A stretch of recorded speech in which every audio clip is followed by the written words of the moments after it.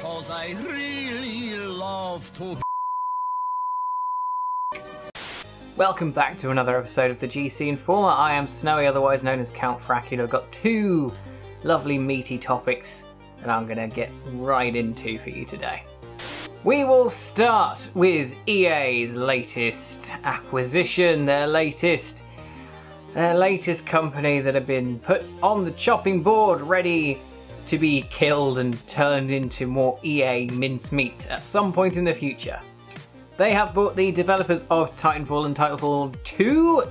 They are called Respawn Entertainment for the sum of $315 million, a rather extortionate amount of money, and we know full well that EA will completely waste their purchase by releasing a couple of games under the name of that developer, and then decide that they're not doing well enough because they wanted to try and shove EA-related mechanics down the throats of said games, and those will be deemed as underperforming and then shut down because that's what EA does.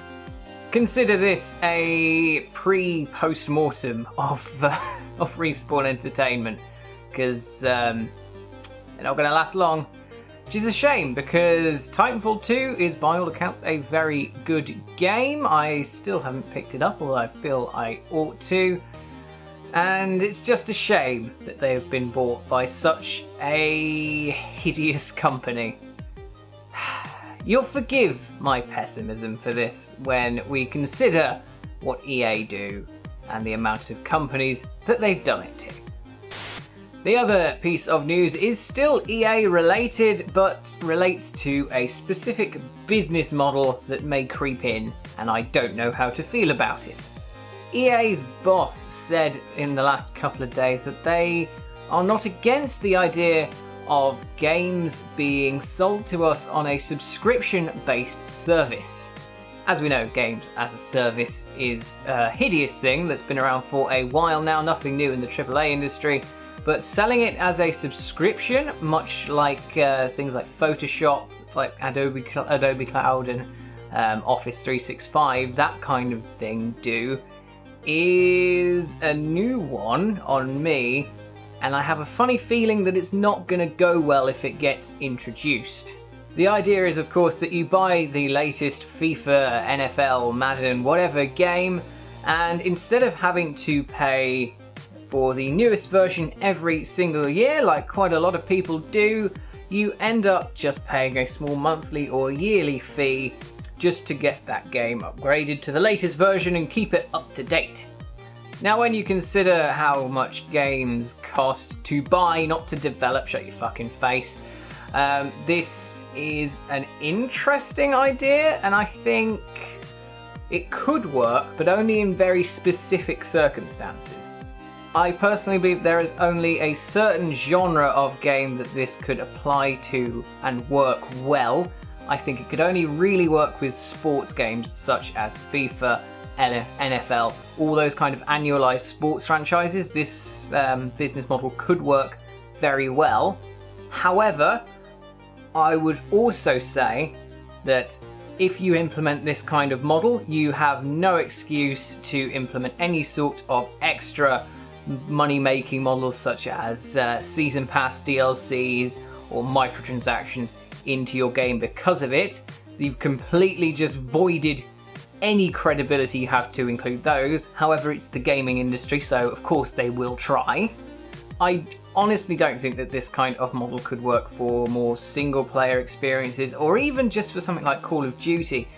Because while Call of Duty is an annualized franchise, they're not the same or the same style of game every year, because World War II, for instance, is markedly different to Infinite Warfare from last year, because of course, obviously it is. But apart from the multiplayer, which is sort of similar but slightly upgraded every time, I don't think that this could work in that type of game and be taken very well by the fans. Also, my final possible gripe is what happens when somebody stops paying, because are we going to take this in the Photoshop, Microsoft Office sort of vein where you are literally there's no upfront and you just pay per month for the software, and if you stop paying, you stop getting the software entirely, you can't use it anymore? Or the more likely scenario is, of course, you pay up front the $60 because that wouldn't change, and then you end up... Oh, fucking flies in this fucking house. There's so many. Loads of fruit flies at the moment. We have an infestation. It's lovely. And then, like, if you keep paying monthly and then the game gets updated, but then if you stop paying, would you then stop receiving updates, or would you then lose access to the game that you've already paid $60 for and then still paying the monthly thing? It's a very, very complicated issue, this kind of model, especially when it comes to games.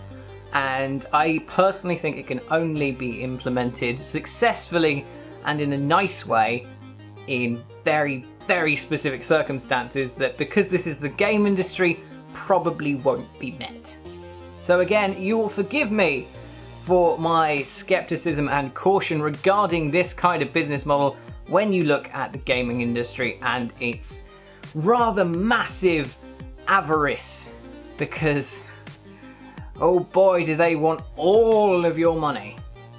And that brings us to the end of this episode of the GC Informer. I hope you enjoyed it. If you did, please give us a like, subscribe, or a share, whatever you fancy. Our social links are down in the description, along with a link to our public Discord, where you can join in some lovely chat.